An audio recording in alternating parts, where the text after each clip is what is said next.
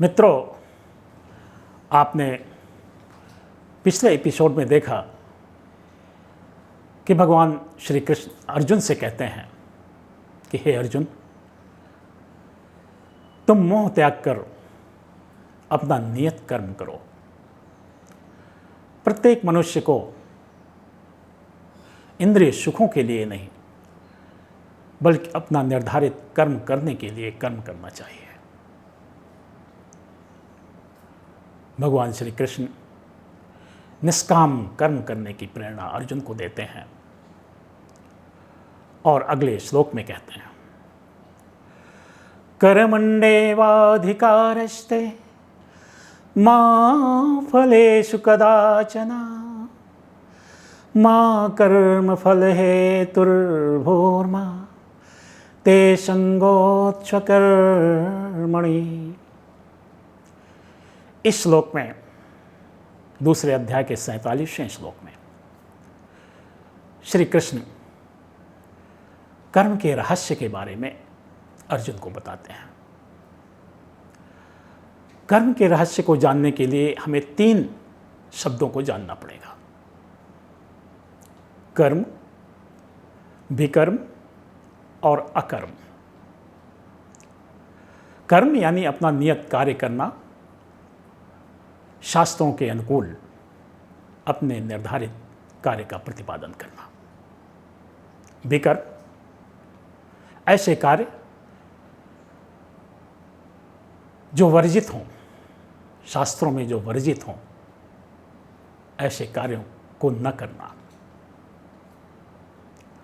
और अकर्म आलस्य, मोह या भय के कारण अपना नियत कर्म न करने का निर्णय लेना अकर्म कहलाता है। तो इन तीनों शब्दों की व्याख्या भगवान श्री कृष्ण इस श्लोक में करते हैं।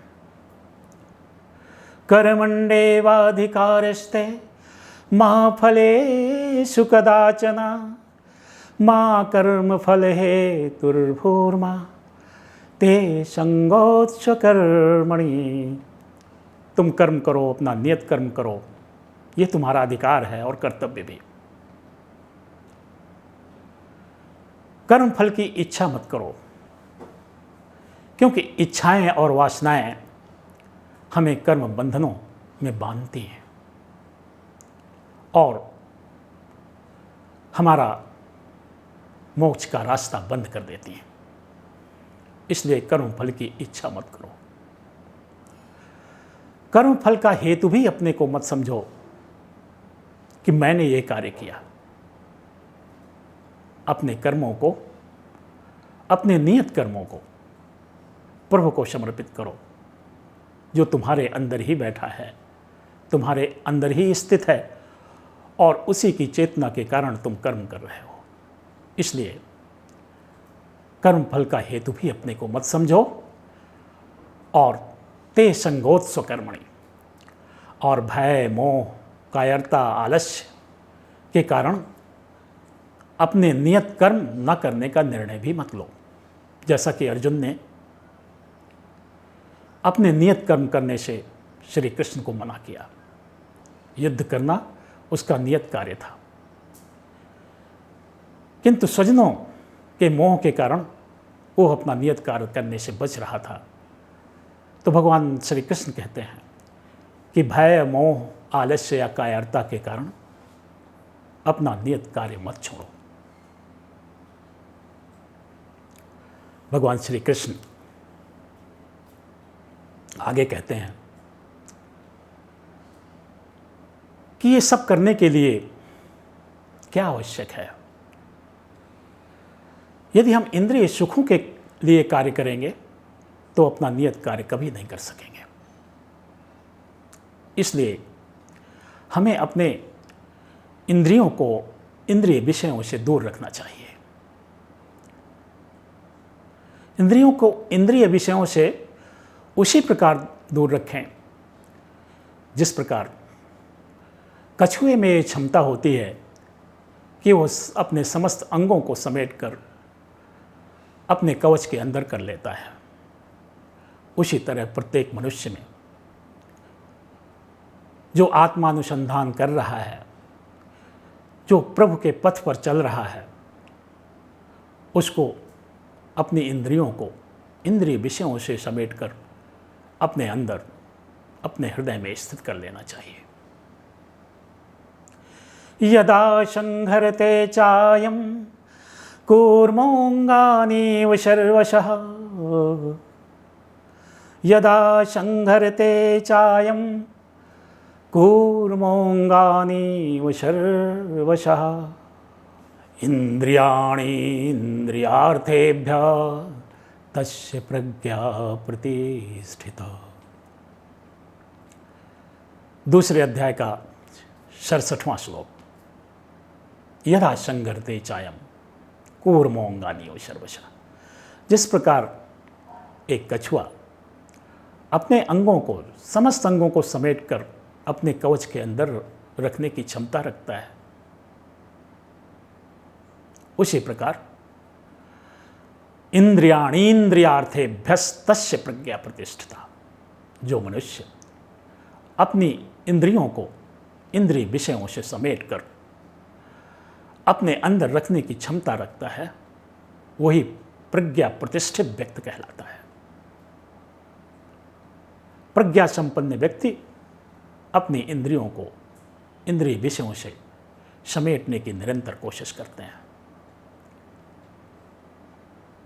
आगे भगवान श्री कृष्ण इसी की व्याख्या करते हैं, और इसे समझने के लिए कुछ पंक्तियां देखिए। किस तरह से लोग प्रयत्न करते हैं, युगों युगों से लोग इंद्रिय निग्रह के लिए प्रयत्न करते हैं। पूरे संसार में सभी मनुष्य कुछ न कुछ इसी दिशा में कार्य करते हैं। इंद्रिय निग्रह करने का प्रयत्न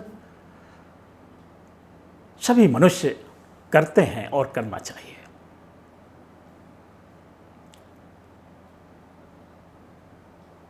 अपनी आत्मा को चाहिए कि वो मन को इंस्ट्रक्शन दे, निर्देश दे कि है मन, तुम इंद्रिय विषयों में बहुत अधिक लिप्त न हो, आत्मानुसंधान भी करो।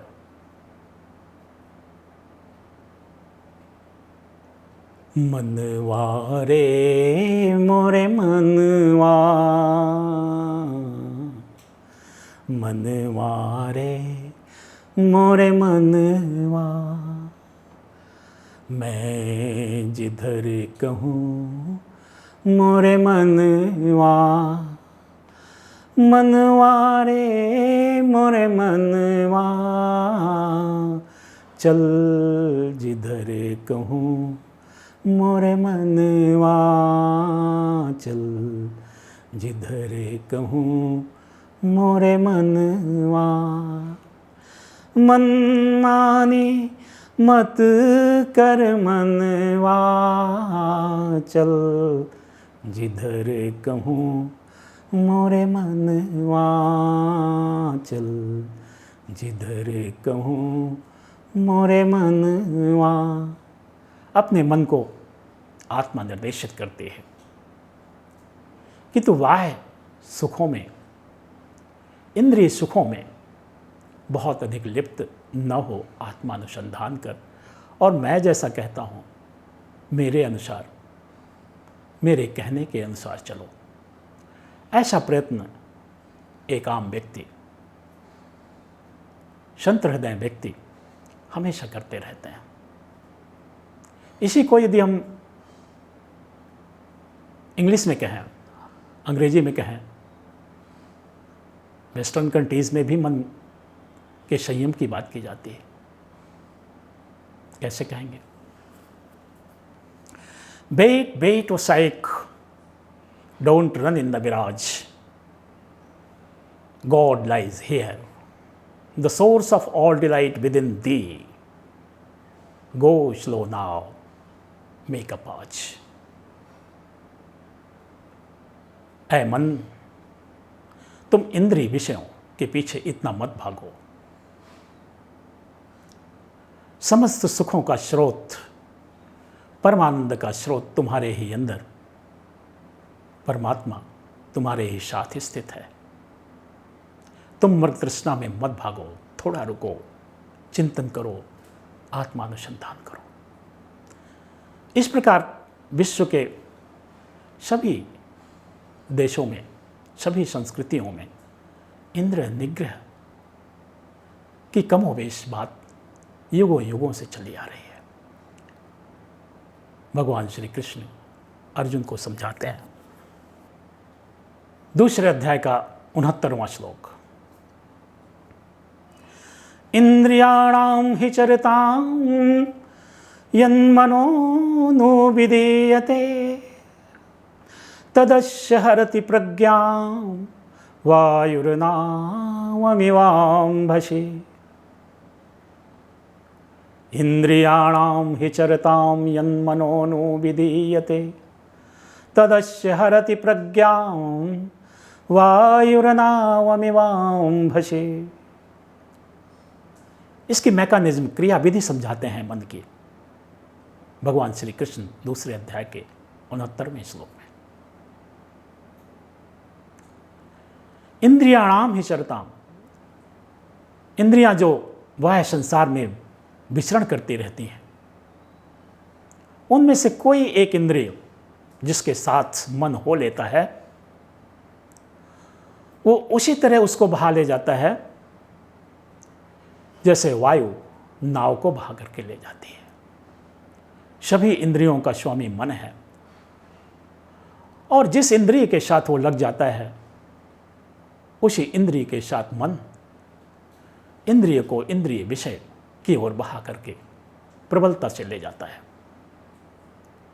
इंद्रियाणाम हि चरताम यन्मनो नु विधीयते, मनो अनुविधीयते, मन जिसमें लगा रहता है, जिस इंद्रिय के साथ लग जाता है, उसको उसी तरह से बहा करके ले जाता है जैसे वायु नाव को बहा करके ले जाती है। इसके लिए हमें निरंतर प्रयत्नशील रहना चाहिए, अपने मन को कंट्रोल करने के लिए, नियंत्रित करने के लिए। संसार में दो तरह के व्यक्ति होते हैं। एक वह जो वाह्य सुखों में हमेशा लिप्त रहते हैं, सिर्फ इंद्रिय सुखों के लिए, इंद्रिय सुखों के पीछे भागते रहते हैं, और एक वह जो आत्मानुसंधान में लगे रहते हैं।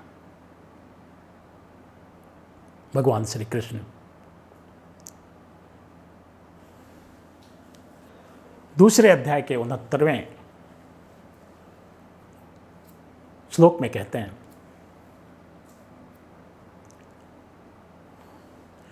या निशा सर्वभूतानां, या निशा सर्वभूतानां तस्यां जागर्ति संयमी, यस्यां जागर्ति भूतानि सा निशा पश्यतो मुनैः।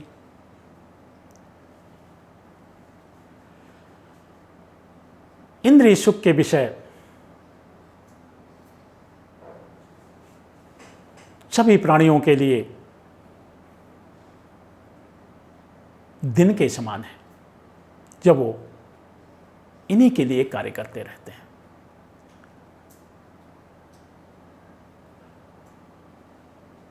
किंतु जो आत्मा अनुसंधान करते हैं, आत्मवान होते हैं, इंद्रिय सुख उनके लिए रात्रि के समान होते हैं। और जिस समय सभी लोग सोते हैं, यानी आत्मानुसंधान का जो समय होता है, उस समय मुनि योगी लोग जागरण करते हैं। इंद्रिय सुखों से वे दूर रहने की चेष्टा करते हैं और आत्मानुसंधान करते हैं। तो इंद्रिय सुख के विषय जो आम व्यक्तियों के लिए दिन है, वो योगियों के लिए रात्रि है, और आत्मानुसंधान का विषय आम आदमियों के लिए जो रात्रि है वो मुनियों के लिए, आत्मानुसंधान करने वाले व्यक्तियों के लिए वो दिन के समान है। इस प्रकार भगवान श्री कृष्ण कहते हैं कि आत्मा अनुसंधान में जो व्यक्ति लगे हैं उनको इंद्रिय सुखों से धीरे धीरे दूर होते रहना चाहिए, अपने को डिटैच करते रहना चाहिए और ईश्वर तत्व से अपने को अटैच करने का प्रयास करना चाहिए। तभी हम अपने इस महान लक्ष्य को प्राप्त कर सकते हैं। समस्त आत्माएं इस संसार में प्रक्षेपित हैं कर्म के लिए, कर्म करने के लिए, लेकिन कर्म कैसा होना चाहिए इसकी व्याख्या इन श्लोकों के माध्यम से भगवान श्री कृष्ण अर्जुन को बताते हैं। इस अध्याय के अंतिम श्लोक में 72वें श्लोक में भगवान श्री कृष्ण अर्जुन से कहते हैं कि यह कार्य जब ब्राह्मी स्थिति आ जाती है, मन का निग्रह करने के पश्चात हम ब्राह्मी स्थिति में आ जाते हैं, इंद्रिय सुखों से अपने को डिटैच करते हैं, आत्मा से अपने को संलग्न करते हैं। तो वो ब्राह्मी स्थिति जब आती है, उस ब्राह्मी स्थिति में फिर मोह की स्थिति कभी नहीं आती है।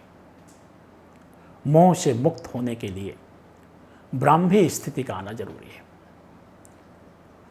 और यह ब्राह्मी स्थिति भगवान श्री कृष्ण कहते हैं कि यदि अंत काल में, यानी शरीर छोड़ते हुए, शरीर जब आत्मा छोड़ता है उस समय भी यदि यह ब्राह्मी स्थिति आ जाती है, ब्राह्मी स्थिति में स्थित हो जाती है आत्मा, तो निश्चित रूप से वो मेरे साथ आने का,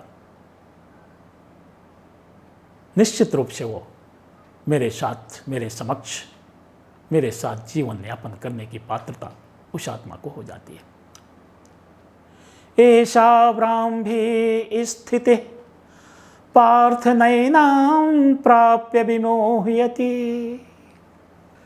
स्थित्वा श्यामंत कालेपि ब्रह्म निर्माण मृक्षति। ऐसा ब्राह्मी स्थिति, यह ब्राह्मी स्थिति पार्थ नैनां प्राप्य विमोहयति। हे पार्थ, यह ब्राह्मी स्थिति आने पर न एनाम प्राप्य, इसको पाकर के फिर व्यक्ति मोहित नहीं होता है, यानी इंद्रिय सुखों की ओर नहीं भागता और वह आत्मा का अनुसंधान करता हुआ मेरे सानिध्य में जीवन यापन करने का अधिकारी बन जाता है।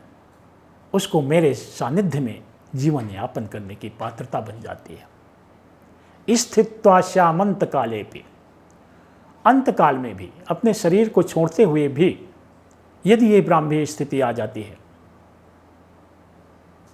तो ऐसी आत्मा मेरे सानिध्य में जीवन यापन करने की अधिकारी बन जाती है, परमानंद में लीन रहती है। इस प्रकार भगवान श्री कृष्ण दूसरे अध्याय के इस 72वें श्लोक में ब्राह्मी स्थिति को परिभाषित करते हैं, जिसे प्राप्त करना हर मनुष्य का लक्ष्य है। Friends, try your best, try and try again, and you will get success at last. हम सबका यही कर्तव्य है कि हम ब्राह्मी स्थिति को प्राप्त करें, धीरे धीरे इंद्रिय सुखों से विरक्त होते हुए, अलग होते हुए आत्मानुसंधान करें और अपना नियत कार्य करना कभी न भूलें। नियत कार्य करते हुए हम ब्राह्मी स्थिति को प्राप्त कर सकते हैं और अपने जीवन के महान लक्ष्य को प्राप्त कर सकते हैं। जय श्री कृष्ण।